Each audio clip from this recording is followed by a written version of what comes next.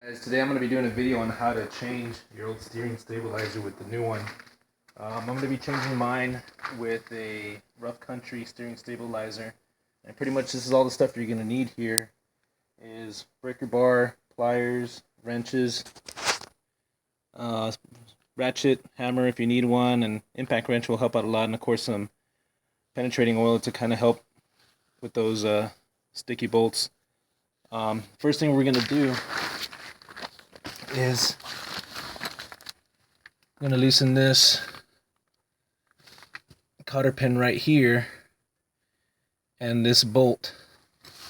You're not going to have to worry about these bolts on top because it's going to come out with the whole assembly.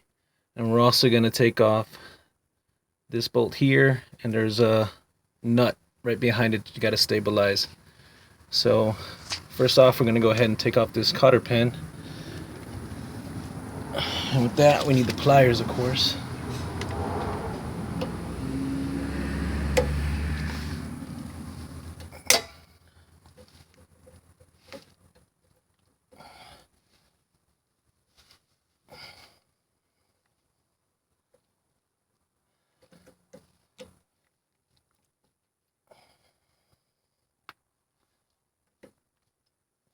I know it's kind of hard to do it one-handed. There we go. So we got that off. Okay, now we're going to take off this bolt here. Okay, so I already took off this castle nut right here. It's a little bit stiff, but with the breaker bar I was able to take it off. Now I'm going to go ahead and take off this bolt over here and loosen that one, and we'll see how hard it is to take off this part here to push it out. Okay, I got this bolt off right here, the one that was right here with the nut that was in the back. That one was pretty hard to take off. It took me a while, but it's doable. Just took a couple cranks on the ratchet, and with the breaker bar eventually came off. So now I'm gonna try to hit this one out with the hammer, and since I'm not gonna reuse this, I'm not gonna be too worried about bending anything or messing up the threads because I'm not gonna use this anymore. So we'll see how long that takes now. Okay, so this was hard to take off. This, of course, was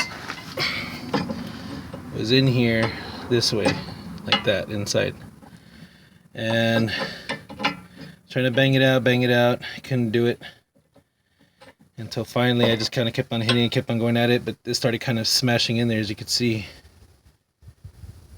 So it started kind of creating a rivet effect. So I had to get like a punch eventually when this got loose, and I punched it out. So finally got it out. So this might be one of your main obstacles to take out, so be ready for that. Next I'm gonna put the shock in, so I'll see y'all in a minute. Okay, so I already got it on. You're gonna be using the bolt that you removed here, and the nut as well, to put this one back here. I only used the hardware that came in this bag right here, not this one. I didn't use any hardware from the other bag that came with the shock.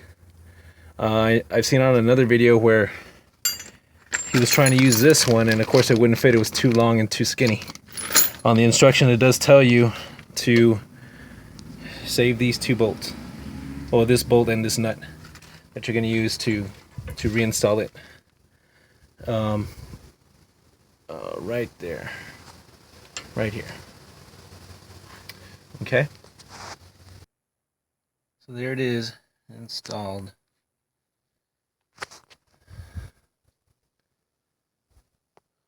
The thing that took me the most was to get this thing out. This took me about 10 minutes to get this out.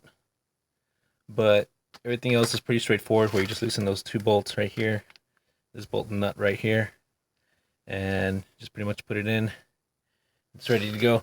This is the orientation that I put as far as the bolts. Just this nut, the lock washer, and a washer on top with the lock washer on top of that, and the nut on top of that right there. And of course, we have to reuse this bolt and the nut that's behind it. But if you have any questions or comments, go ahead and leave them below. And until next time, I'll be adding stuff to my Jeep little by little, and I'll try to post some videos for y'all. Thanks.